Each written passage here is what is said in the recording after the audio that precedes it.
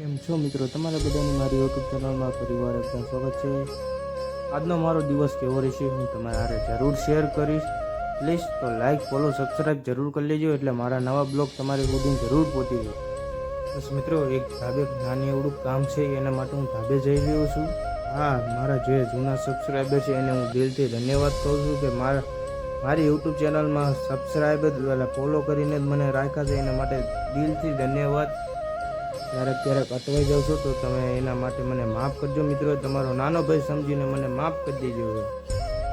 બસ મિત્રો, નાનું એવું કામ પૂરું થઈ ગયું। હું હેઠે આવતો હતા, મારા ભાઈબંધને હાથ પાડ્યો, એ કે હાલે અમારા ઘરે દશામાં બેવરાય એની પ્રસાદી। મેં કીધું વાંધો નહીં, હાલ આવું। પ્રસાદી લઈને હું ઘરમાં જતો ત્યારે મને યાદ આવ્યું કે મમ્મીએ મને કામ દીધું હતું, હું કરે છું એટલે તું ઘઉં દળી નાખજે। મેં કીધું વાંધો નહીં, આપણા ઘરે ઘર ઘંટી છે એટલે દળી નાખ્યું અને તમને દેખાડ। ના મિત્રો, હું પછી મેં કીધું હાલ દળી નાખું તાર।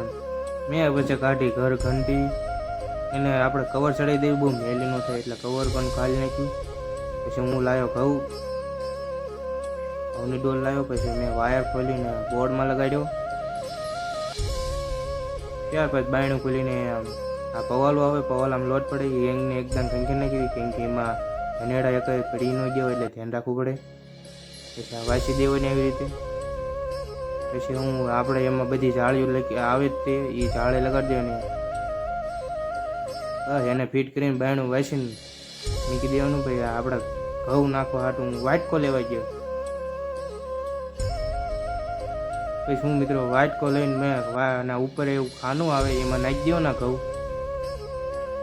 ગોળ ગોળ આવે એટલે એમાં નાખી દેવી ને, એટલે ઘઉં એને મેળે પછી દળાવતા।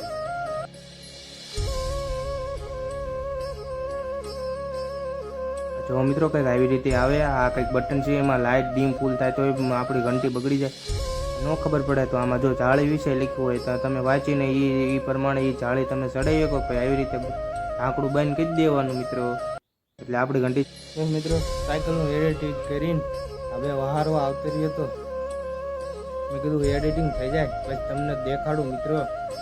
તો એડિટિંગ કેવું લાગે કોમેન્ટમાં જરૂર જણાવજો।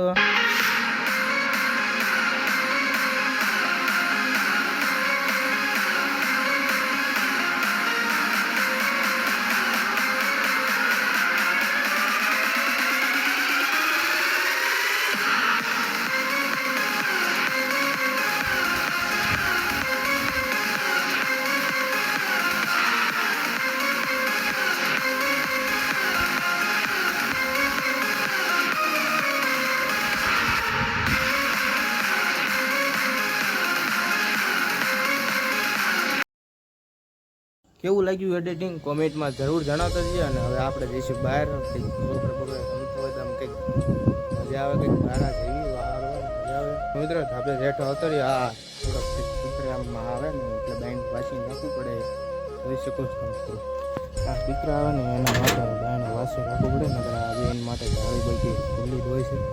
શેરીમાં જવો માણા એટલું બધું દેખાતું તો છે। આમાં ઘણી બધી દુકાન છે, એ દિનેશભાઈ દુકાનવાળા એમ કરીને છે, જે આમ રમે છે તેના જઈ આવડે।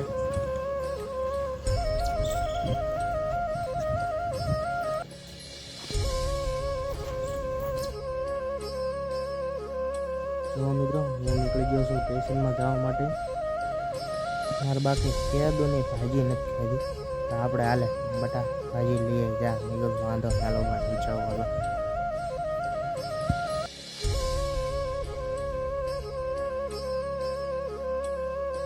સાયકલ આવી ગયો ને એક નંબર, મજા જ આવે।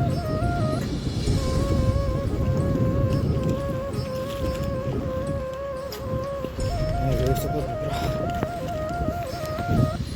ફોર્ચ્યુનર હાલે છે,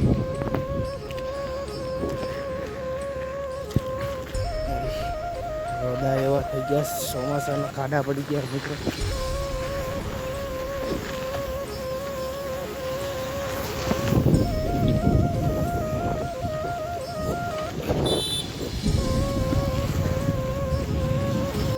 આવી ગયું અમારું બોટાદનું સ્ટેશન, જોઈ શકો રેલવે સ્ટેશન છે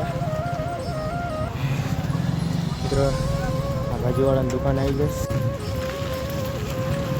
મિત્રો, ભાજી લઈને નીકળી ગયા છીએ અમે. અને આ જો તમે અત્યારે લોકેશન જો આવે જો આવું છે મિત્રો લોકેશન અમારા ઘર બાજુ. તમારા ઘર બાજુ કેવું લોકેશન હોય એ જરા કોમેન્ટમાં જણાવી દેજો ને, એટલે મને પણ ખબર પડે કે તમારા ઘર બાજુ કેવું લોકેશન હતું. ત્યારબાદ અમે ધીમે ધીમે હવે ઘરે પહોંચી જઈશું. ત્યારબાદ મળીએ ખાઈ પીને સાંજે આપણે ધાબે. બસ મિત્રો આ અમારો બ્લોગ ખતમ કરું છું. આપણે મળીએ કાલે સવારમાં.